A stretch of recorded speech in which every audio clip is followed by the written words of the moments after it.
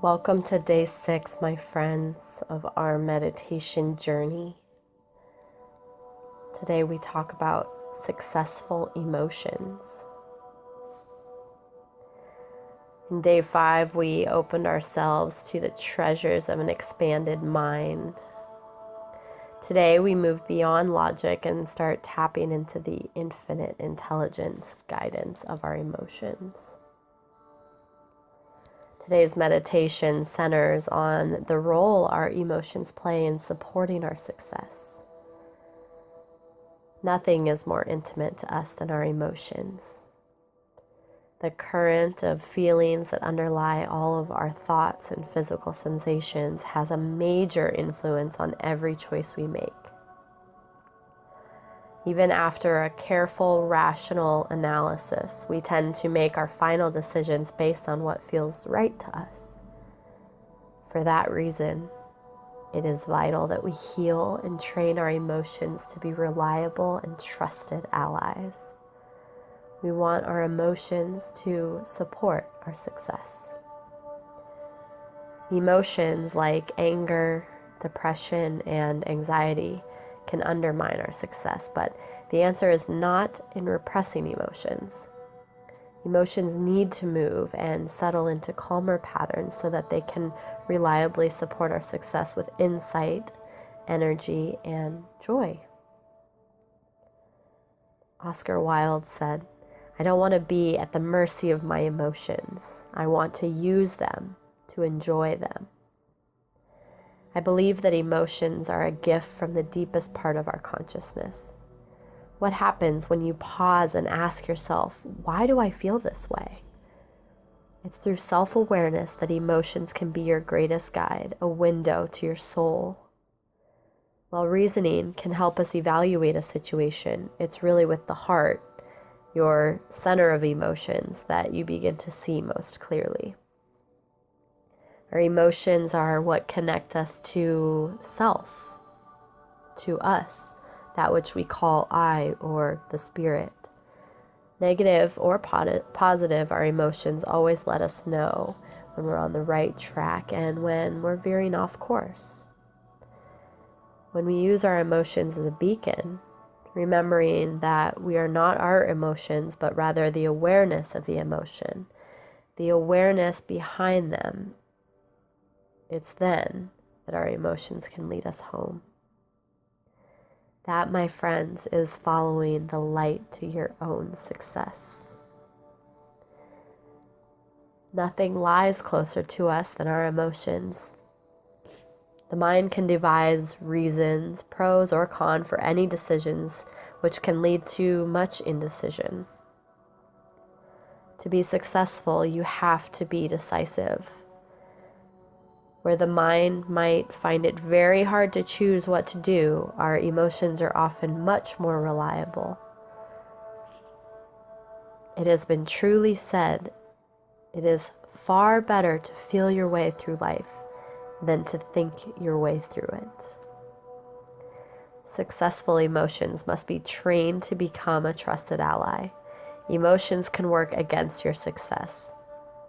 Anger, anxiety, depression, and obsessions pose obstacles in every life, at least temporarily.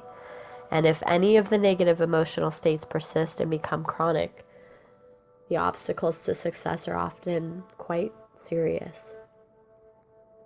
We're not talking about positive thinking as a solution or trying to maintain a constantly optimistic disposition.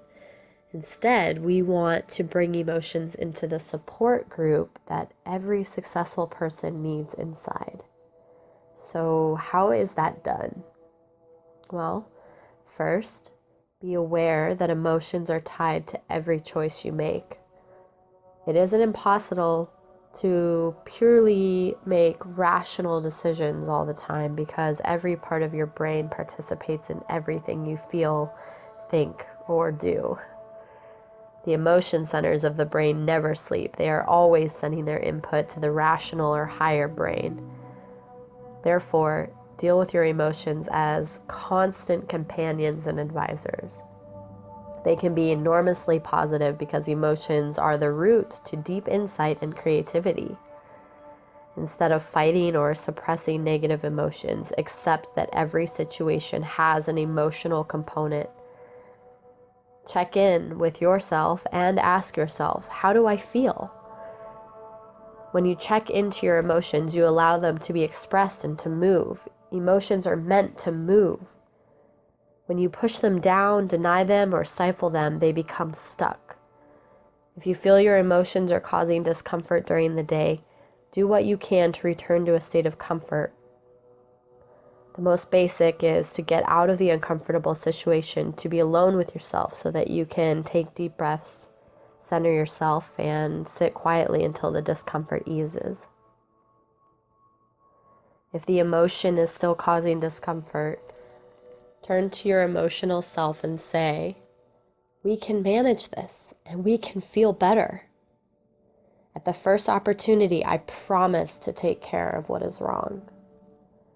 This kind of inner negotiation works very well as long as you follow through. Make emotional care part of your process of self-care. You are your emotions. So as we prepare to meditate together, let's take a moment and consider this centering thought. My emotions are my most intimate ally. My emotions are my most intimate ally. Now let's prepare for our meditation. Please find your space and your preferred meditation tool and begin to become aware of your breath. Just breathe slowly and deeply. With each breath, allow yourself to become more deeply relaxed. Now gently introduce this mantra. I invoke peace. This mantra settles the emotional body and soothes the heart. As you repeat the mantra, feel the turbulence of your emotions settle down into serenity. Repeat it quietly to yourself. I invoke peace. With each repetition, feel your body, mind, and self open and receive just a little more. Anytime you find yourself distracted or pulled away with other thoughts, simply return your attention to your breath and continue repeating the mantra. I invoke peace. Take as much time as you need, and when you feel ready, release the mantra by repeating it out loud 3 more times with 3 more deep breaths. I invoke peace.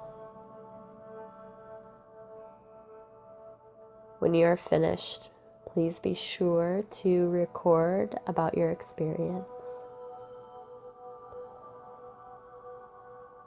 I invoke peace.